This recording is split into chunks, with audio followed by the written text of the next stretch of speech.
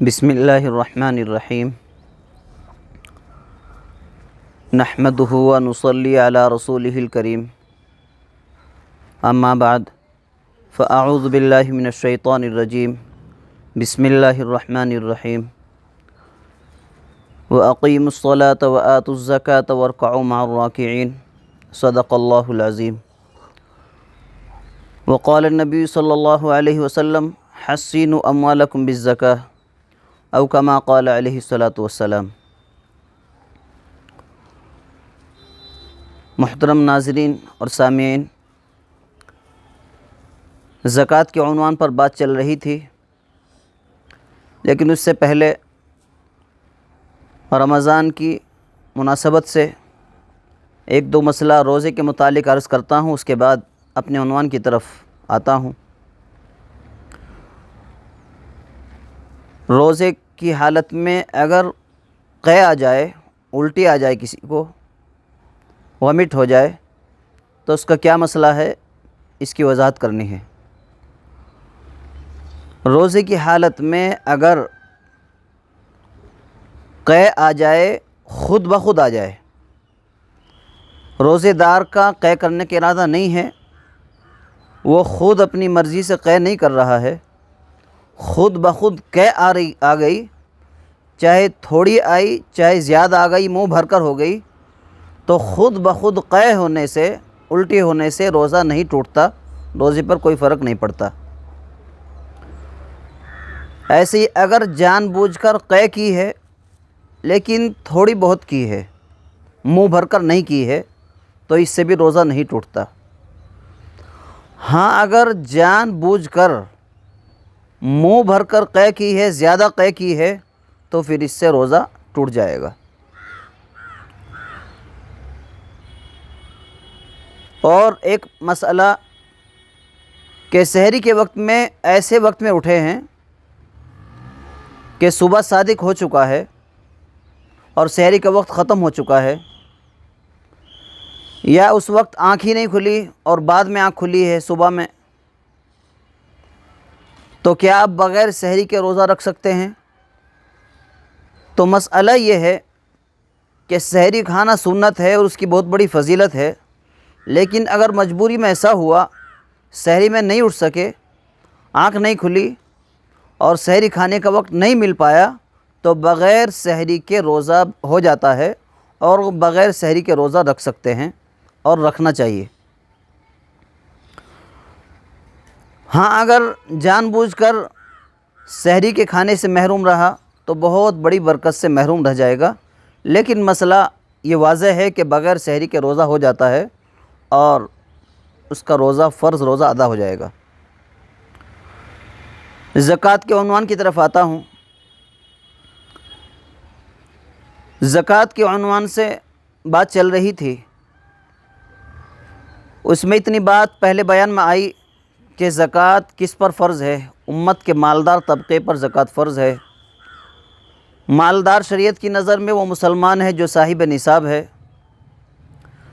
صاحب نصاب کا آخر میں خلاصہ میں نے بتایا تھا کہ اگر کسی کے پاس 35-40 ہزار روپیہ تمام ضرورتوں سے، اخراجات سے، تمام چیزوں سے فارغ کر کے بچا ہے اور ایک سال گزر گیا ہے، روپیہ پیسہ ہے یا سونا ہے یا اتنی چاندی ہے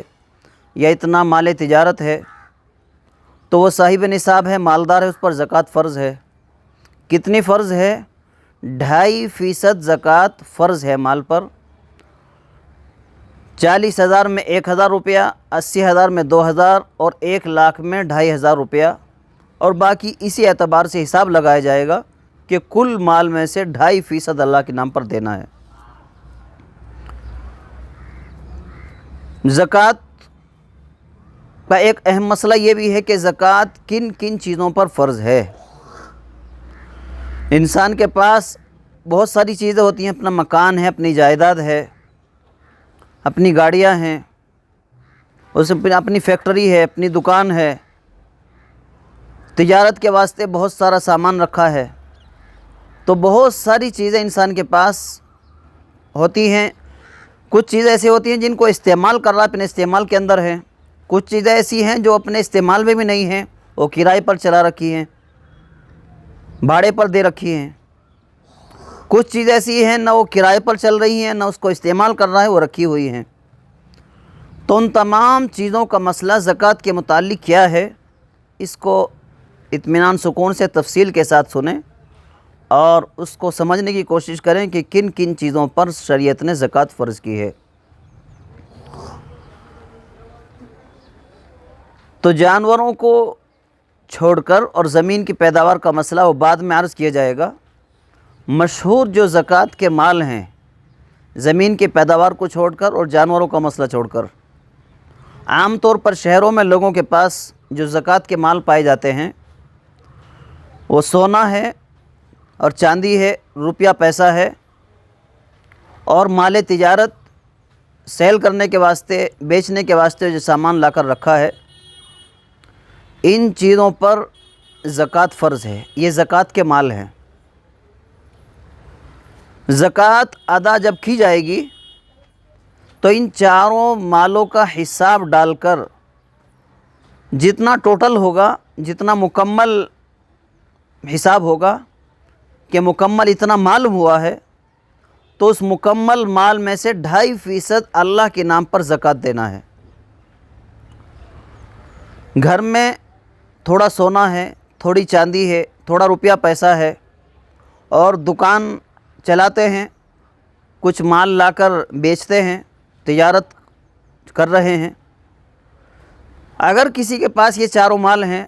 مثال کے طور پر کسی کے پاس 20,000 کا سونا ہے، 20,000 کی چاندی ہے، 20,000 روپیہ نقد ہے، روپیہ پیسہ ہے، اور 20,000 کا اس کے پاس مال تجارت ہے، سیل کرنے کا، بیچنے کا سامان ہے۔ تو اب جب حساب ڈالا تو یہ مکمل اور ٹوٹل 80,000 ہو گیا۔ 20,000 کا سونا، 20,000 کی چاندی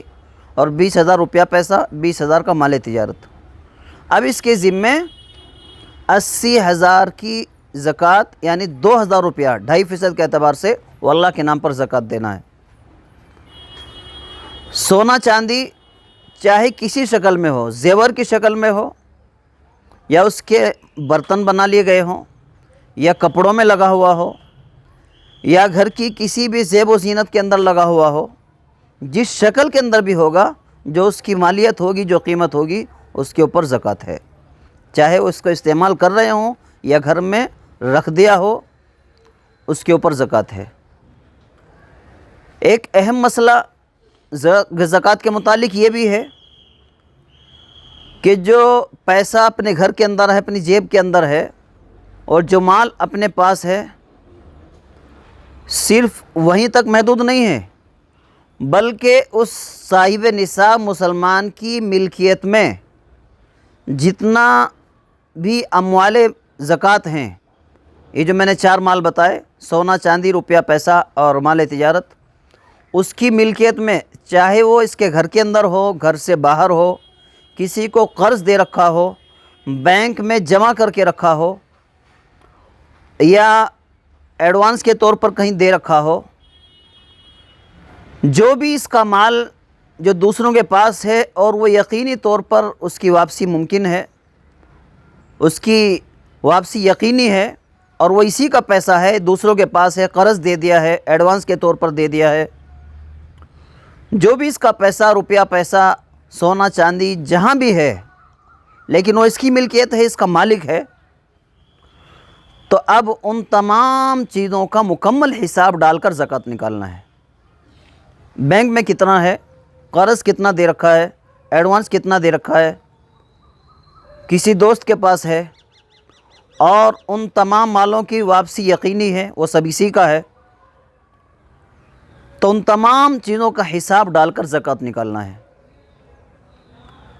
ایسے ہی ضرورت سے زائد مکان ہے، اور اس مکان کے اندر یہ نیت ہے کہ یہ میں نے بیچنے کے لیے لے رکھا ہے، بنا رکھا ہے، اور میں اس کو بکاؤں گا، سیل کروں گا، تو اس مکان اور زمین کی جتنی بھی قیمت ہے،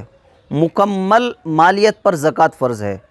کیونکہ وہ اس میں بزنس کی، تجارت کی نیت ہے، سیل کرنے کی، بیچنے کی نیت ہے، اسی نیت سے اس کو رکھا ہے اور اب تک اس کی وہ نیت باقی ہے، تو اس کی پوری مالیت پر زکوٰۃ فرض ہے۔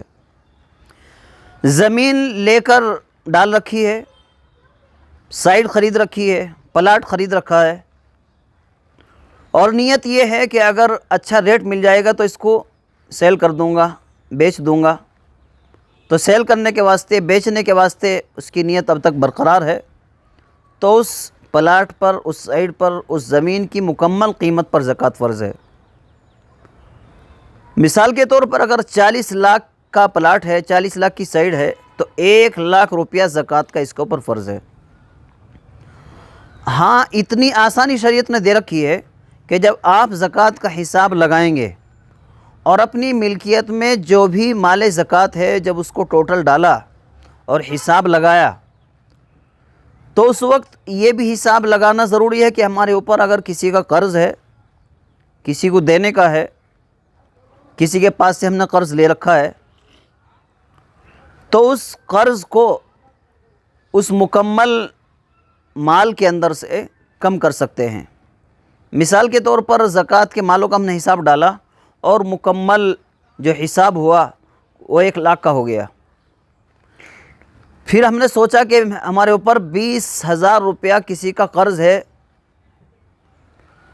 تو اس 1 لاکھ میں سے 20,000 قرض کا پیسہ الگ نکال لیں گے۔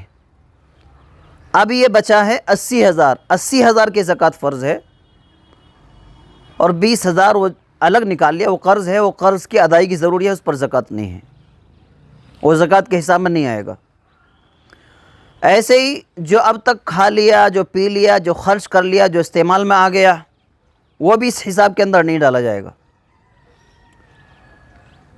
ایک مسئلہ زکوٰۃ کے متعلق، ایک اہم مسئلہ یہ بھی ہے کہ اگر کسی نے اپنا سونا چاندی، اپنا کچھ سامان کسی کے پاس گروی رکھ دیا، کسی سنار کے پاس، سیٹ کے پاس رکھ دیا،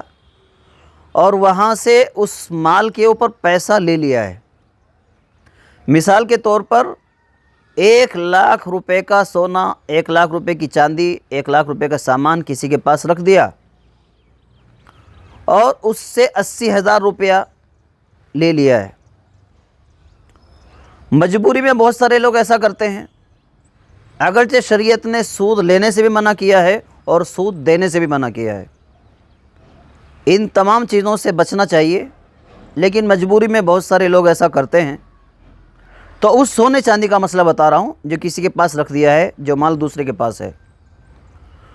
تو اگر 1 لاکھ روپے کا مال رکھا، 1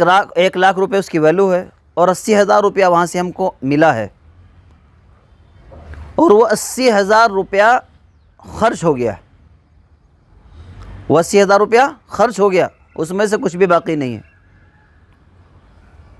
تو اس مال کی ویلیو، اس مال کی قیمت صرف 20,000 بچی ہے، کیونکہ 80,000 روپے لے کر خرچ کر لیا، 1 لاکھ روپے کا مال تھا۔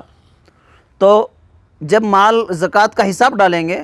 زکوٰۃ ادا کرنے کے لیے حساب لگائیں گے، تو اس مال کی ویلیو اور قیمت صرف 20,000 لگائیں گے، زکوٰۃ کے اندر 20,000 کا حساب ہوگا، کیونکہ اس کی ویلیو اب ہمارے نزدیک 20,000 بچی ہے، 80,000 لا کر خرچ کر لیا۔ لیکن اگر وہ جو پیسہ لائے تھے وہ ابھی ایسے ہی رکھا ہے، وہ پورا باقی ہے، اور اس میں سے کچھ بھی خرچ نہیں ہوا، اور زکوٰۃ ادا کرنے کا وقت آ گیا، تو اب مال کی جتنی پوری ویلیو ہے اور مال کی پوری قیمت 1 لاکھ ہے، تو اسی کا حساب لگایا جائے گا اور 1 لاکھ کی زکوٰۃ ادا کی جائے گی۔ ایک مسئلہ زکوٰۃ کے متعلق یہ بھی ہے کہ ہمارے پاس جو سونا اور جو چاندی اور جو مال تجارت، بکانے کا، بیچنے کا جو سامان ہے، اس کی کون سی قیمت کا اعتبار ہوگا؟ ایک قیمت وہ تھی جب ہم نے اس زیور کو خریدا تھا، اس سامان کو خریدا تھا، اور ایک آج کی قیمت۔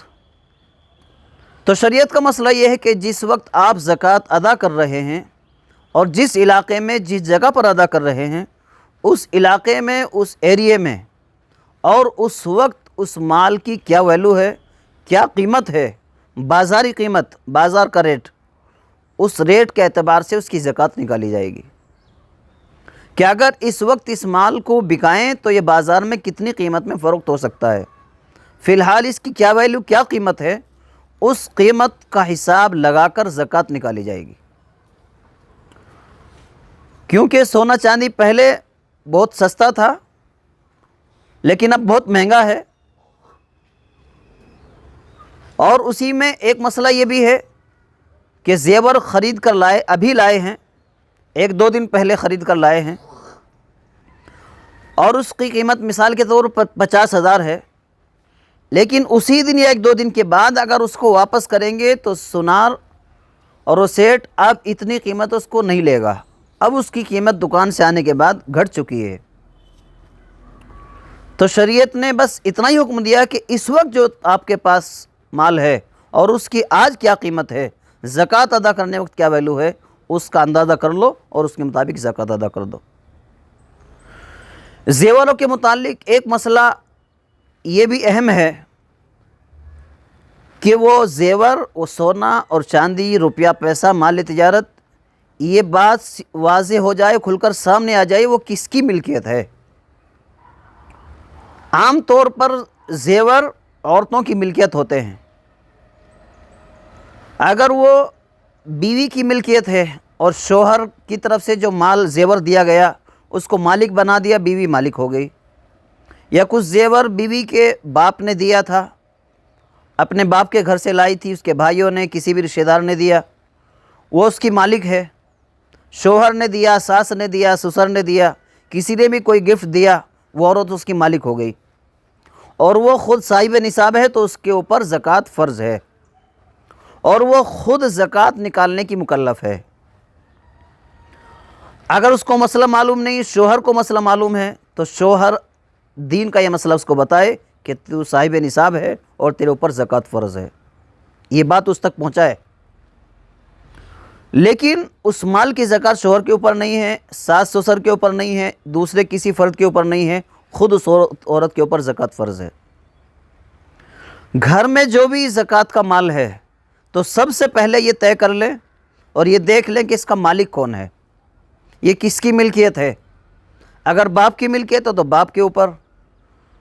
ماں والدہ اس کی مالک ہے تو اس کے اوپر زکوٰۃ فرض ہے۔ اس نصاب کا جو بھی مالک ہوگا، جس کی وہ ملکیت ہوگی، اسی کے اوپر زکوٰۃ فرض ہوگی، اور اس زکوٰۃ کا مسئلہ اسی سے متعلق ہو جائے گا جس کا وہ نصاب ہے اور جو اس کا مالک ہے، چاہے جو بھی اس کا مالک ہو، شوہر ہو، بیوی ہو، ساس ہو، سسر ہو، جس کے پاس بھی زکوٰۃ کا مال ہوگا، جو اس کے مالک سمجھے جائیں گے، انہی کے اوپر زکوٰۃ فرض ہوگی۔ کچھ چیز ایسی ہیں کہ جن چیزوں پر زکوٰۃ فرض نہیں ہے اور وہ زکوٰۃ کے حساب میں شمار نہیں ہیں۔ آپ سن کر تعجب کریں گے کہ کتنا آسان مسئلہ ہے، اور شریعت نے زکوٰۃ کو جو فرض قرار دیا ہے وہ بہت تھوڑی سی مقدار میں، اور وہ بھی بہت ساری حکمت اور مصلحت رکھ کر۔ حدیث پاک کے اندر نبی کریم صلی اللہ علیہ وسلم نے ارشاد فرمایا کہ اللہ تعالیٰ نے مالداروں کے مال میں صرف اتنی مقدار فرض کی ہے جو ان کے غریبوں کو کافی ہو جائے۔ اور اگر امت کا مالدار طبقہ اپنے تمام اموال زکوٰۃ کا حساب لگا کر، پائی کا حساب لگا کر زکوٰۃ نکالنے پر آ جائے اور مستحقین تک پہنچا دے، تو امت مسلمہ کے اندر، مسلمانوں کے اندر کوئی غریب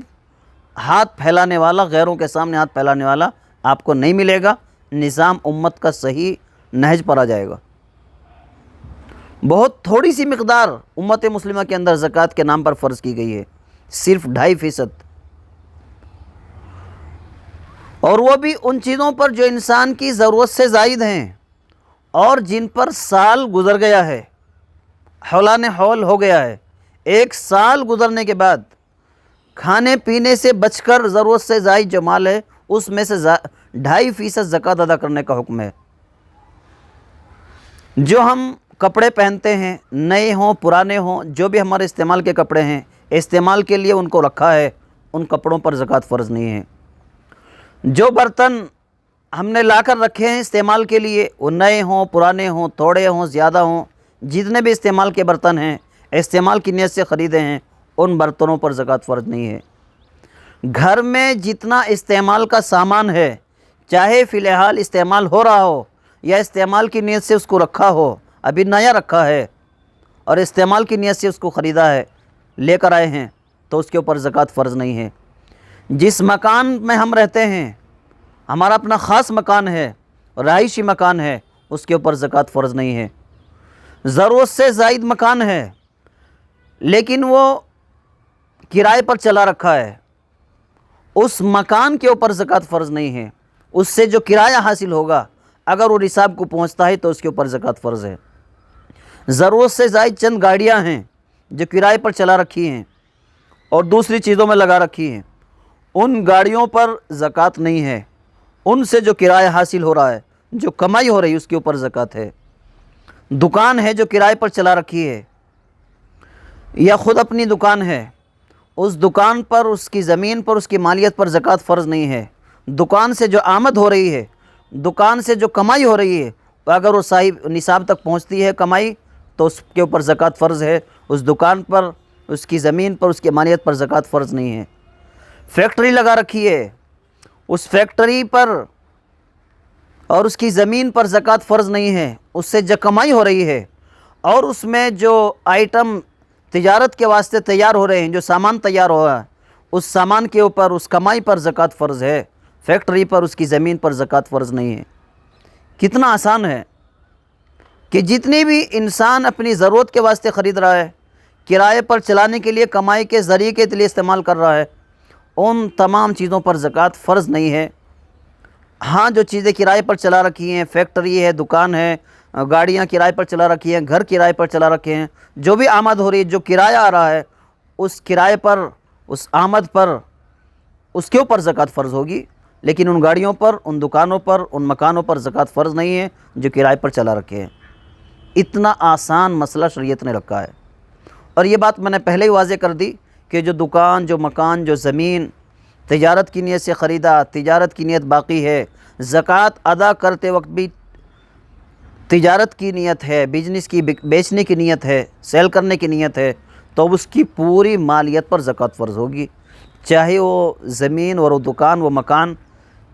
10 لاکھ کا ہو، 20 لاکھ کا ہو، 1 کروڑ کا ہو، 50 کروڑ کا ہو۔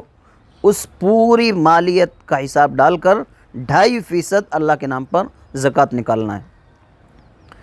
یہ نہایت ہی اہم مسائل میں آپ کے سامنے عرض کر رہا ہوں۔ ان باتوں کو سن کر آپ کے ذہن میں بالکل واضح ہو گیا ہوگا کہ ہاں، کن کن چیزوں پر زکوٰۃ فرض ہے۔ یہ مسائل سن کر، سمجھ کر بھی، اگر یہ عام مسائل میں بیان کر رہا ہوں، ہو سکتا ہے بہت سارے مسائل ابھی اور ہیں، باریک باریک مسائل بھی ہیں، ہو سکتا ہے کسی کا مسئلہ ان بیانوں کے اندر نہ آنے پائے،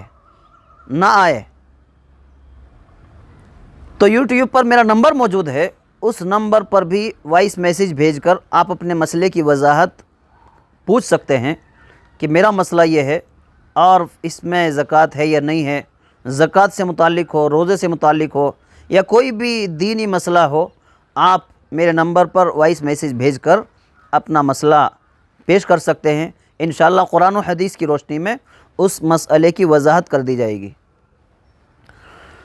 قرآن پاک کی آج میں نے سورہ بقرہ کی آیت پڑھی تھی، اس کے اندر بھی اللہ تبارک و تعالیٰ نے نماز کے ساتھ زکوٰۃ کا ذکر کیا ہے۔ وَأَقِيمُوا الصَّلَاةَ وَآتُوا الزَّكَاةَ وَارْكَعُوا مَعَ الرَّاكِعِينَ، کہ نماز قائم کرو، زکوٰۃ ادا کرو اور رکوع کرنے والوں کے ساتھ رکوع کرو، یعنی جماعت کے ساتھ نماز ادا کرو۔ نبی کریم صلی اللہ علیہ وسلم کا ایک مبارک فرمان میں نے پڑھا تھا، حَسِّنُوا أَمْوَالَكُمْ بِالزَّكَاةِ، کہ اپنے مالوں کی حفاظت زکوٰۃ کے ذریعے سے کرو۔ زکوٰۃ یہ کوئی بوجھ نہیں ہے، کوئی تاوان اور ٹیکس نہیں ہے، یہ تو اللہ کی طرف سے بندوں کے لیے، امت کے مالدار طبقے کے لیے بہترین عبادت ہے، اور اس میں ثواب ہے اور نیکیاں ہیں۔ اور جو روپیہ پیسہ اللہ کے نام پر، زکوٰۃ کے نام پر جا رہا ہے، وہ اللہ کے یہاں بہت زیادہ بڑھ چڑھ کر ملے گا۔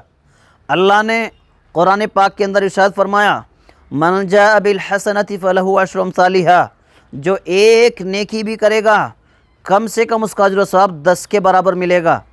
اور خرچ کرنے والوں کے لیے، پیسہ روپیہ خرچ کرنے والوں کے لیے، صدقہ خیرات کرنے والوں کے لیے اللہ نے قرآن پاک میں بڑے بڑے فضائل بیان فرمائے ہیں۔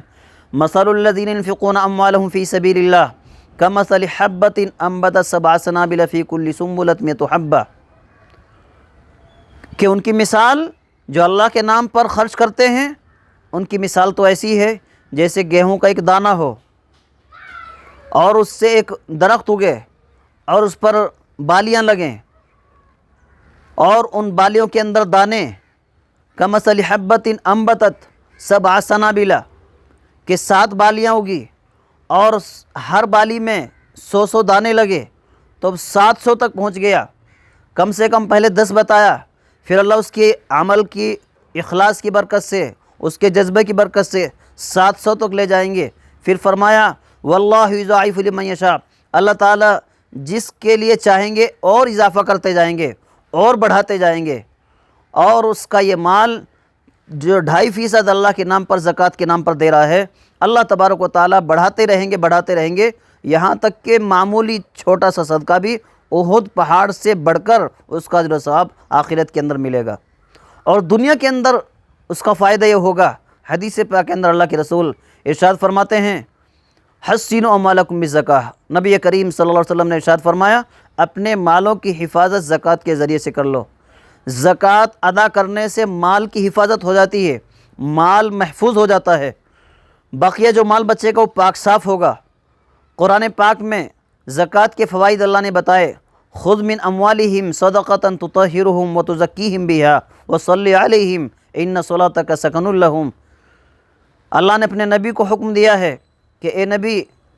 صلی اللہ علیہ وسلم، آپ لوگوں کے مالداروں سے زکوٰۃ لیجئے، صدقہ لیجئے، غریبوں کو دیجئے، اور اس مال کے ادا کرنے سے، لینے سے کیا فائدہ ہوگا کہ آپ ان کو پاک کیجئے گناہوں سے، غلط کاموں سے، اور ان کا مال پاک صاف ہوگا تو ان کا تزکیہ نفس ہوگا، مال کے اندر پاکیزگی آئے گی، ان کے اخلاق سنوریں گے، اور مالی عبادت ادا کرنے کا ایک طریقہ ہوگا۔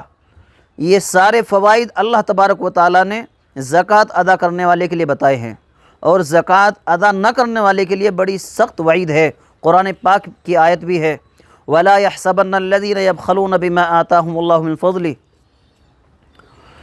کہ وہ لوگ جن کو اللہ تعالیٰ نے مال دیا ہے، وَلَا يَحْسَبَنَّ الَّذِينَ يَبْخَلُونَ بِمَا آتَاهُمُ اللَّهُ مِنْ فَضْلِهِ هُوَ خَيْرٌ لَهُمْ بَلْ هُوَ شَرٌّ لَهُمْ سَيُطَوَّقُونَ مَا بَخِلُوا بِهِ يَوْمَ الْقِيَامَةِ۔ جو زکوٰۃ ادا نہیں کرتا، اللہ کے نام پر نہیں دیتا،